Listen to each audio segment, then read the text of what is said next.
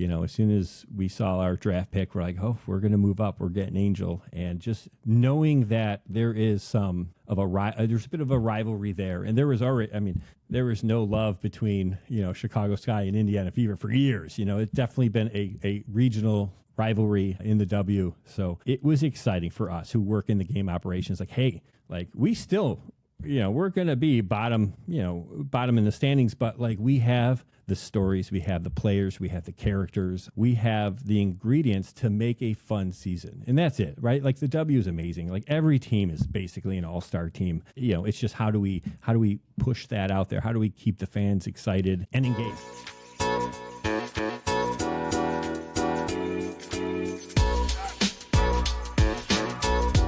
The public address announcer for the WNBA Chicago Sky. We have the pleasure in welcoming Greg Gardner onto Hoopsology. Welcome. Good evening, everybody. Greg Gardner from the Chicago Sky. It's great to be here. Thanks for joining us. Really appreciate it. We always love interviewing a public address announcer. I'll speak for myself. Maybe Matt will agree, but it's one of my favorite interviews, just to really delve into this profession. Really, I believe you guys have the coolest stories that really no one else talks about. And I just love getting some of your time just to delve into the Chicago Sky. But before we get into your journey, we're setting the bar really high here. Yeah, there we go. There's a lot of amazing announcers that are in the industry, a lot of amazing people. Before we delve into your journey in becoming the PA announcer for the Sky, we want to delve into your basketball memories. We're a podcast about basketball cultures. Take this question any way you want it. What is your first or favorite basketball memory? Wow. Well, somebody who grew up around Chicago in the 80s and 90s, it is definitely the Chicago Bulls and Michael Jordan. I feel like anybody in the region, we just lived and breathed that. And, from the earliest ages of my memory of just going outside and playing with friends on the block, just shooting hoops, playing at the park, playing organized basketball in grade school, high school. It just, I love the game of basketball. And that was the place where I felt like I can connect with people and just really excel. So I loved just playing basketball, loved watching basketball, and just those core memories of the Chicago Bulls, even from before when they didn't quite win against the Detroit Pistons, and the physicality of those games to, the breakthrough, and just being a part of all of that as somebody who lived in and around Chicago is just a memory that just still to this day, it's just incredible to think about that time in basketball history. Can you talk about your journey of becoming the PA announcer for the Sky? I'm always interested, as I mentioned earlier, just everybody's different. Everybody's journey is so different. In landing, I would say, a dream job for a lot of people. What was your journey like? It's really interesting. I'm an introverted person, right? I studied fine arts in college. I was a painting major, an art educator. I became an art teacher after college. And so I love working in the studio, love doing all of that. And my first high school teaching job, I remember I was after school working, grading some papers, and the athletic director came down and said, "Hey, Greg, I really need a favor. Our announcer, our dad who does our girls basketball games is sick. He's been doing this for years. Can you just come in and just announce this game?" And I'm like, sure, I don't know what I'm doing. She gave me the rosters. It said, "Oh, just say these names, and maybe, I don't know, you got a computer, play a little music or something." And it was so rough. I'm just sitting there and I'm shaking. I'm at the mic, what am I doing? The sound system didn't sound very good. And it just it was, varsity. It was Mother McCauley basketball, which is a school on the south side of Chicago. I sat there and I did it, and I loved just sitting watching the game. I love basketball. So that was kind of a reintroduction to basketball for me. And I never left that seat. I worked those games for about 5 years at Mother McCauley. Did their basketball. It was all girls school, basketball, volleyball. And one of the alumni of Mother McCauley is this coach, Katie Schumacher-Cawley, who I'm not sure how much you follow volleyball, but she was a national champion at Penn State, and she became the head coach at University of Chicago, UIC. And they had a game where they played a couple other big Division I schools at McCauley. And then, hey, you ever think about announcing college volleyball? I'm like, yeah, I'm up for anything. I love announcing. So she sent an email out to their, director at UIC. Hey, do you ever take in announcers? And, they called me the next day. I did a volleyball match for them. And they're like, hey, what else do you do? I'm like, well, I love basketball. So that kind of got me into UIC basketball, where Ray Clay was the longtime announcer who was there. So I kind of worked alongside Ray for a long time at UIC. I think I'm coming up on 23 years of announcing. And what's funny is that Katie was the first woman to be a head coach of a national championship team for volleyball for NCAA just this past year with Penn State, and just a real full circle moment last, was it 2 weeks ago? We had that first game, the first Sky game at the United Center. And that next day, Katie was here in town throwing out the first pitch at the White Sox game. It just was really kind of cool to have that connection to that United Center game, a place that I loved growing up, and just the reminder of how I got to where I was. And it's just a random, I didn't study broadcasting, but I love the game, and it just seemed like something that worked for me. That's incredible. And then did University of Chicago eventually lead to the Chicago Sky? How did Yeah. So I was there was a few announcers at UIC, and I was at women's basketball for a long time. Like I said, Ray Clay had been at UIC since the 70s. And so he worked there and was announcing there forever. Even with the Bulls, he was still announcing. And he's also the first public address announcer for the Chicago Sky. And so Ray is just kind of being the legend he was. When he missed a few UIC games, hey, Greg, you want to cover the men's game? I'm like, this is awesome, And so I definitely would follow him and try to learn from him. And that was a big jump from high school to college. So there's a lot of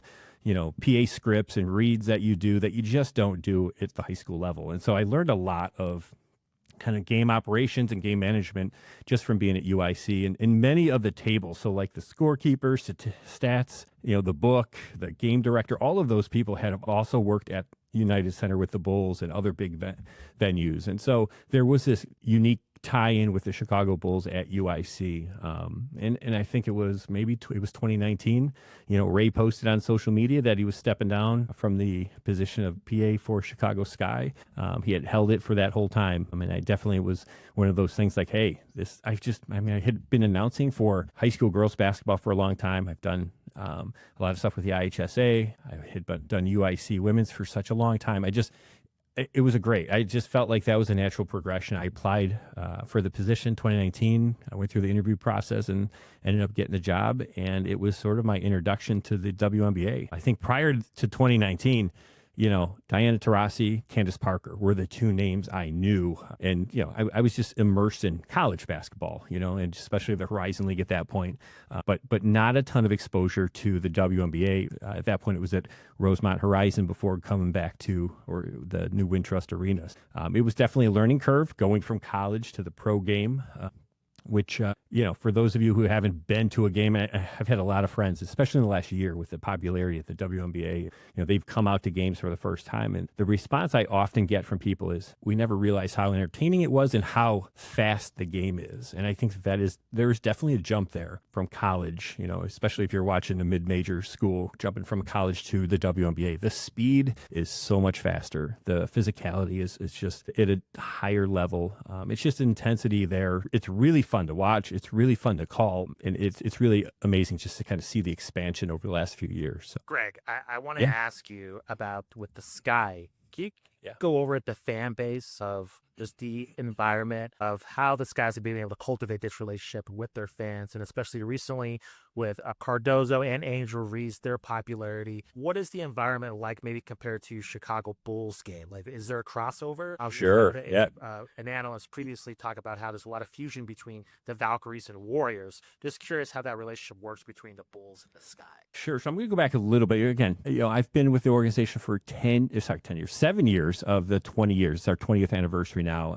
And I've heard stories before, I almost say like before I got there. So 7+ years, it had a few venue changes. I think that they were looking for an identity. And I think the whole league at that point was still trying to figure out a way to better market their stories and their players. And I think that, I've heard just the crowd was smaller, but there was a very bought in group of season ticket holders and, Skytown, right?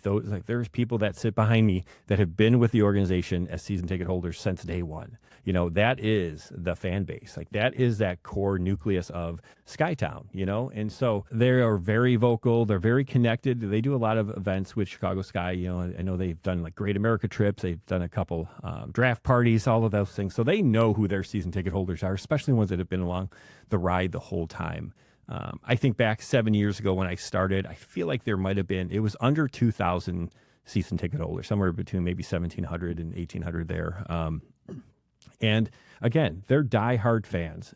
And I think that is something that is exciting. I've been to a lot of Bulls games, and it's just a different environment. And so coming into Chicago Sky and just kind of seeing the love that the fans have. Like, I mean, they're sitting behind me and they're like, "Hey, James," back when it was James Wade, they're talking to James and they're yelling, and they know all the players. They know the front office, the administrators. I mean, they're so integral and connected with the organization. I mean, it is like a family there. And I think over the last 7 years, what we've been able to do is really kind of grow that sort of engagement, that fan engagement. I think when we came in, I started 7 years ago. Our host, Sean Redwell, started 7 years ago with me. We kind of had a new director that was running the show. And so they, at first, they're just trying to, hey, let's try to figure out who we are. And then they kind of gave us some leeway to kind of add our own flair to the games. And so over the last 7 years, I feel like we've done something that is a little different, a little unique with just how we call games and the in-game entertainment. I think right before we got Candace Parker, I felt like we were one or two players away. We had that heartbreaking loss in 2019 with Las Vegas Aces shucking up that 3-point shot. Dearica Hamby, I feel like she still stepped out of bounds, and I do talk with their announcer a lot, talk a little trash, like she was totally out of bounds there, but that was like a Courtney Vandersloot kind of it was a game where she grew up.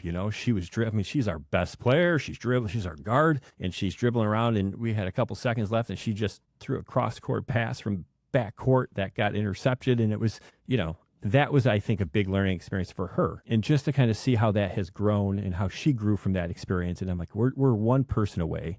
The wobble came, and Diamond Shields was our guard. She got hurt, and that really opened up the doorway for Ka to come up, and Ka rose. Like, the wobble was huge for Kalia Copper. She then became like that leader of our team.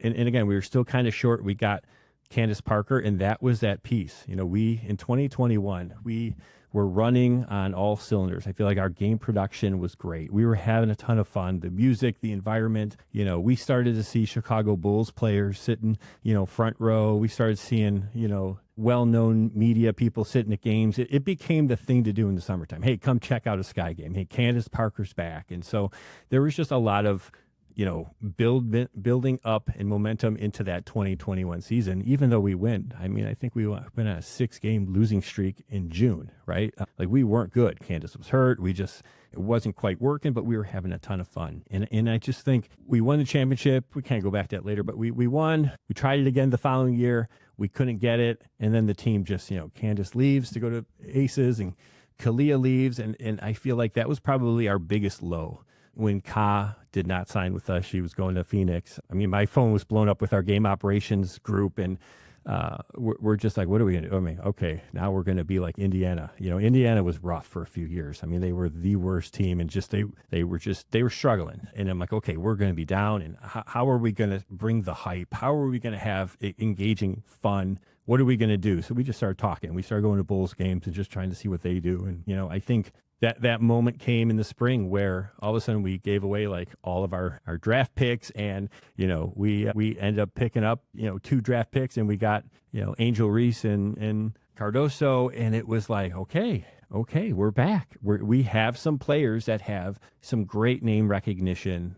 We knew Caitlin was going to Indiana, and to have, Angel Reese come to Chicago, okay, this is going to be that rivalry that, we saw glimpses of that in college, those two, especially those 2 years when Angel and Caitlin were really kind of on that main stage. And, as soon as we saw our draft pick, we're like, oh, we're going to move up. We're getting Angel. And just knowing that there is there's a bit of a rivalry there. And there was no love between, Chicago Sky and Indiana Fever for years. It's definitely been a regional rivalry in the W. So it was exciting for us who work in the game operations. Like, hey, like, we still, we're going to be bottom in the standings, but like, we have the stories, we have the players, we have the characters, we have the ingredients to make a fun season. And that's it, right? Like, the W is amazing. Like, every team is basically an all-star team. It's just how do we push that out there? How do we keep the fans excited and engaged? So you kind of talk about the crossover with the Bulls, and for the longest time,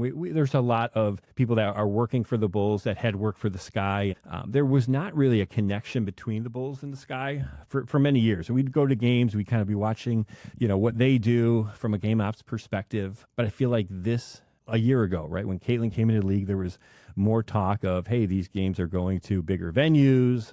Do we want to try and take the Fever games to the United Center? Last year, there was just some conflicts with the DNC and a few other events going on, so it didn't happen. But this year, we had that first game at the United Center, and we started meeting, and the organization had met a long time before that to kind of go over sort of the look and feel and the sort of collaboration between the Chicago Bulls and the Sky. And I mean, it was a great event. Like that week, we were there Tuesday from a game ops perspective, meet with them, looking over all of the media. I'm just talking about the flow of the game and how it's going to be run. I mean, it just, we had just under 20,000 people. It was a franchise record in attendance. It was a lively night, even though Caitlin wasn't playing. And I think from a game ops perspective, we were thinking, like, where are we going to show up with attendance? 10,000, 12,000? Like, it's just hard to tell because, Caitlin just brings in a lot of fans. And with Chicago being so close to Iowa, it's just been a destination. It's easy for, those fans to get there. Definitely pleasantly surprised and excited to just see the excitement in the United Center and just see that connection to the Bulls, to see that connection to the NBA and feel that support from the first moment.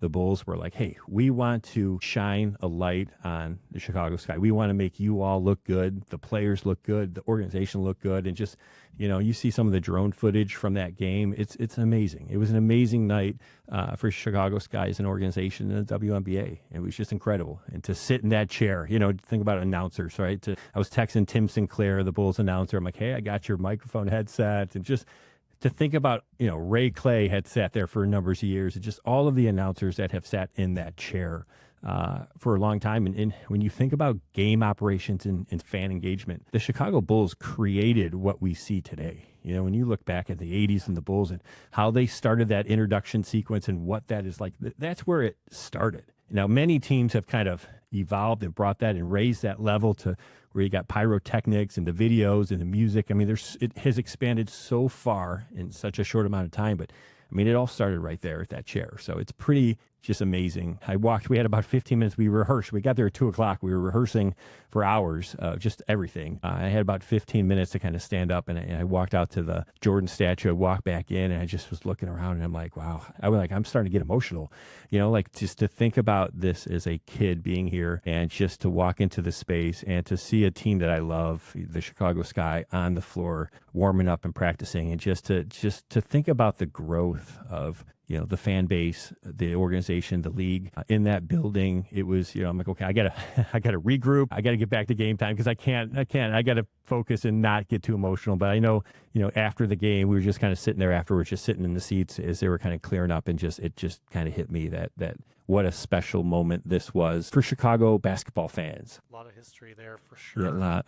One of the things Justin and I have talked about on the show in the past is how awesome we feel the player introductions are and how crucial I would say they are to kind of building that suspense and intensity of the competition that we as fans are about to witness. And we've also talked a lot about our frustrations that we don't always get to see those introductions on the TV broadcast anymore. Unfortunately, that's something that for whatever reason has been kind of pushed to the side in recent years. Do you have hope that, with NBC on NBA, for example, taking over some NBA games, that'll become a little bit more of a focal point for those of us that can't make it to the game in person? Yeah, I see some hope there because I did hear, especially in our announcers chat rooms and things like that, it seems like they are going to do more broadcasting and do more of the introductions for the NBA games. Hopefully that sort of, rolls over into the W and even college games. I think that there's a lot that happens. It's how you kind of build up like the fight, right? You got two teams that are coming together. You got two outstanding coaches who are trying to beat the other team. Like this is the Coliseum where you're preparing for battle. And that's that moment where like you're, as a player, you're sitting on the bench, you've just got done warming up, you're sitting there, you hear, your college where you played for. You get your name called, you come out there, you're jumping, you got the lights, you got the fans. And if you're the visiting team, right, you're mentally getting ready in that moment as well to go to battle, to put into practice everything you've done over the course of your career to win these games. And so to me, that sets the stage for that battle, for that fight, for that competition. And the announcers that are in the NBA and the W have just their craft, how they do it. Everyone sort of has their own unique flair and, their own calls. And it's all very unique and very connected to their fan base and just the history of the organization. Definitely think the hope would be to kind of continue to kind of showcase some of those. And even if you look at NBA 2K, I'm a big NBA 2K person, and they've been doing public address announcers in that game for the last couple seasons. Just hearing the uniqueness, you're playing at a different venue and you hear the voice that is in that space. And, it adds an element to that game that makes, when you actually go to a game, you may go to 1 or 2 games a season if you're lucky. Maybe it's one every 2 years if you're bringing your family, but like that voice becomes the voice of that experience to kind of, play as sort of that background person that kind of guides you through your experience, and the experience of those competitors on the floor. So I definitely think it's important. I think it's an element that shows the personality of each team, whether it's a W or, like I said, NBA or NCAA. It's just it's a nice piece that I think hopefully will continue to be highlighted over the next year or two. I completely agree. I want to ask you your philosophy on this. We've had other announcers on. They have differing opinions in terms of how they announce away teams. Yes. In terms of energy, what is your philosophy? Are you more of like bring the energy for the home team only and then kind of the away team to get a little bit of shade, or are you equal in terms of how you announce the opposing teams? Like, what are your thoughts on that? Yeah, so I think at the high school level, we try to definitely, announce everybody and, make sure you can hear everybody and get everybody in and give them the recognition that they deserve. And in college, it's a little less of that. And definitely at the W, it is you go quick. You say the position, the number, and the name pretty quickly. Now, I will say there may be a couple announcers that I've seen in the W that almost whisper the visiting teams. Like, I can't even hear when you say Angel Reese. Come on. But, I think when I started the W 7 years ago, I was in that philosophy of, hey, they worked hard to be here. Let's make sure that, their fans can hear their names. And I think just with the timing, with these games being more nationally broadcast games and regionally broadcast games, we don't have as much time, from blow off. And so honestly, they're, even this season, we're talking with our director who's like, hey, you got to bust through these in about 30 seconds. And so oftentimes some of that even changes based off of what the broadcast is telling us. So yeah, we fly through the visitors. And I think that it's gotten so common now that, it's not disrespectful as much as it's just sort of the common practice to kind of blow through the visiting intros. So when you're doing the Fever game, as you say, Caitlin Clark, the whole place is cheering anyway, even if you blow through it, people can hear it. But yeah, the visitors, we kind of get right to it and then, make more time for our intro video and our introduction. So I'm curious, Greg, what would you say? You could tell you have a lot of passion for what you do. What would you say is maybe the most difficult thing about being an announcer, maybe that people wouldn't realize at face value with what that role looks like? Yeah, I think that when I got to college and you start having all of the sponsorship reads and every media timeout, you're doing something, whether it's a contest or it's a recognition, that prepared me for the pro league. But, when you get to the professional level, right, you got your headset on and you have, 5, 10 people talking in your ear as you're trying to read a script in front of you. And sometimes it's during the game. So I'm trying to watch the game to catch the fouls and the plays and what's happening there. And you hear people talking through you about, hey,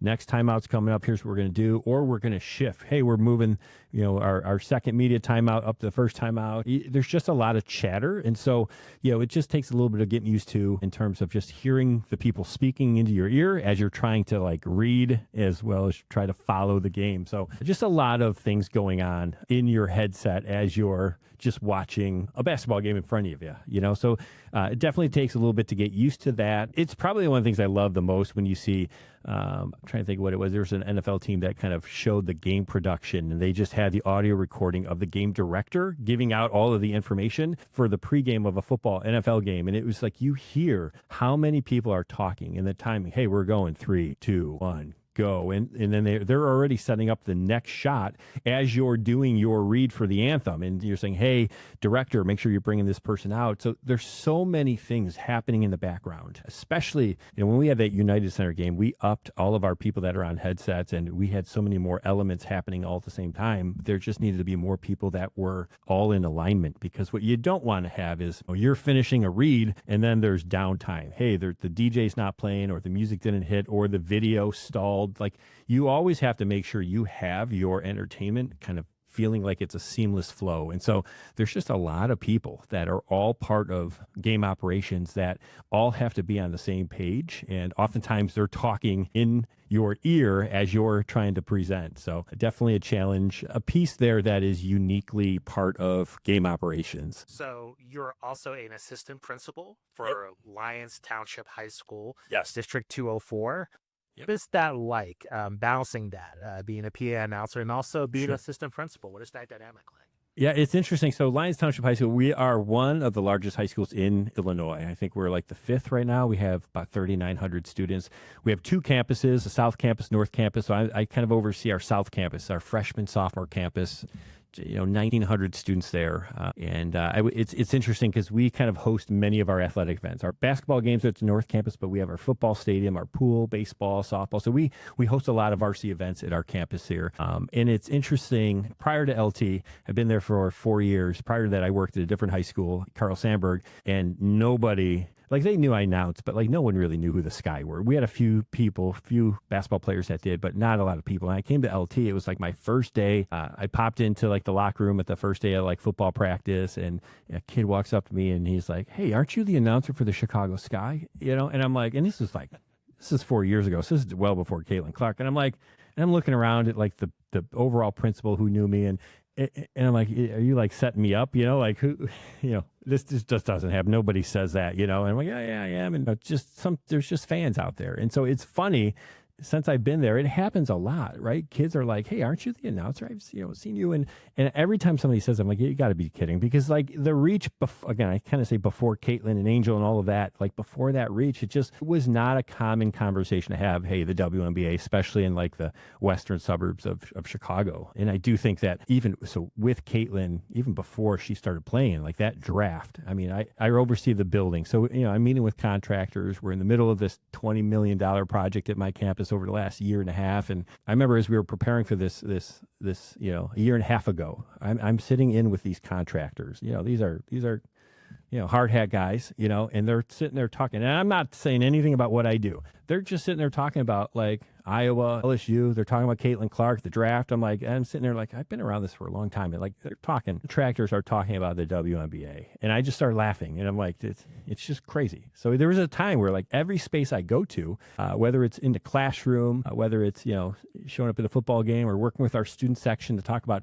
engagement there, the WNBA has become such a part of that conversation. It's really exciting, especially when I look at that 7 years ago where it started to where it is today. It has become part of this conversation that is just not only with basketball fans and women's basketball fans. It has expanded and has brought a new conversation to all sorts of new places. It's pretty amazing. But I love working in high school. I love working with kids. I love to, we had a very, very good girls basketball team this year. One of our amazing seniors, Nora, is going to play at Stanford next year. So I'm excited to watch her college basketball career at a tremendous program. And just, it's just amazing to see the high school kids that go off to play in college and see where they go. So definitely it's a cool experience, and something that I try to take what I learned from the Sky and get in fan engagement there and talk about how we can build student connections at our high school and how do we make our games more fun. And just, there's a lot of overlap there with student engagement, with fan engagement, just trying to create those lasting memories. That's awesome. Wanted to ask about that timeline. So you mentioned, 7 years ago with the Chicago Sky. And so I just have to ask, since the Chicago Sky are in the center of things with that narrative coming from NCAA women's basketball, Angel Reese, Caitlin Clark, the rivalry, it seems like I can't think of other sports recently that have had such a shift from, the ratings that used to be there to what we see now, and also more just maybe on the cultural side or the mass appeal, the mainstream society side, the headlines and the talking points, all of a sudden that, the Sky and certainly Caitlin Clark and the Fever were involved in. How palpable was that shift, like in terms of what you were seeing, on the court as well? Yeah, I think that a good comparison is our championship season. In 21, when we got Candace Parker back, that blew up in Chicago. Like, it was a big part of like I said, the summer experience and the media. We had some great media coverage in Chicago, and we had a lot of national games. So Candace Parker, and she would draw the media. She's doing the interviews, and you got Holly Rowe, and you just got these names and people that are national figures who are coming out to these Sky games, and it was really fun. It was a great season to win that championship. We had the championship rally at Pritzker Pavilion in the city, and I mean it was incredible. Chance the Rapper is on stage with us, and just it was a big moment for Chicago. But I think the difference there, and again, that was like unbelievable. The first Wintrust game, the preseason game after we signed, Camila and Angel, right? You just see there's all of a sudden like 100 people around Angel. Like, it wasn't just like 40 people around Candace. And again, she is a star, but like it was a next level. Like, I took a picture of that first game where like she's literally surrounded by, it seemed like 100 people all around her, cameras. I mean, it was insane. It was insane. Just that's kind of the how it is. You look at Caitlin and Angel, and just leading up into that season last year, it was just the talk. It was the talk of basketball. It was that rivalry, the Magic Bird, the Jordan and the Pacers. It had such a great, the storylines. You have the history in college, you have just the rivalry, you have the winning and the losing, and just you also have two people that have differing styles and social media presence, and just it was just wild. It was next level in terms of just coverage and ratings. I mean, we have had great attendance in Chicago. We have been one of the league leaders. I think Seattle has been leading the way for a long time, but we were sitting there I think three or four out of the 12 for a long time, 6,900 average. And then when we got Candace, I think it jumped up to like 8,500 average for Wintrust Arena is phenomenal. I think it holds 11.5 with plenty of sellouts during playoffs and things like that. So we've had excellent attendance. But last season and this season, I mean, we had the game last night against Washington, and we've not had a great start to the season. And Washington hasn't had a great, two similar teams playing each other, and we were at 9,000 people on a Tuesday night, which is something we didn't have a few years ago. Our Tuesday night games were probably 4,500 to 5,000. To have a packed house on a Tuesday night, in June was unbelievable. So I think the fans are coming out. The season ticket holders are coming out. It's a place to be. And it's, we have some stories. I love the fact that, we got Haley Van Lith, because again, that was somebody who, her name and her experience in college, right? She had a story. She has a fan base. And so, like you're kind of bringing in that fan base to your professional organization, and the connection with Angel and all of that was just something that adds another layer of storytelling to the team.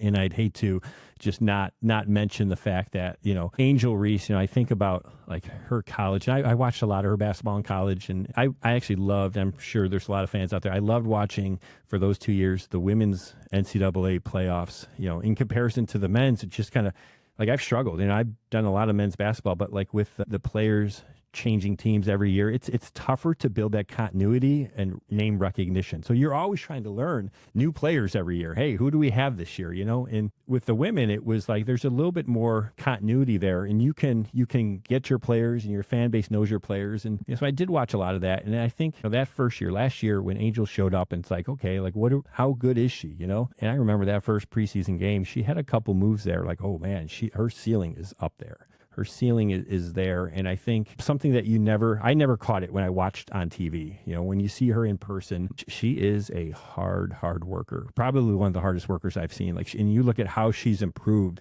since last year to this year. Every game, she's getting better. It exciting. It is exciting because I do see her ceiling being way up there, and watching her progress, and watching how she studies the game and how she is taking direction, and she wants it. She has that competitive fire in a different way. Caitlin, again, is also a very strong competitor. They both want to win, and they both seem to go after it with everything they have. And there's a lot of passion there. And it's exciting to see that, just those two, but there's so many others that are there. Like, they want to win, and they want to do whatever it takes to win. So there's some great young names in the W that is just exciting to see where they're going to take it, because, I was starstruck my first year when Diana Taurasi showed up for that first game. I'm like, that's like the GOAT for me. Like, Diana Taurasi is standing right there, and I'm like 5 feet from her. Like, wow, that's it. Like some of those names were the names I knew, but they're kind of towards the end of their career. And now we have this influx of new talent that just are going to carry the league into this new direction, into this expansion.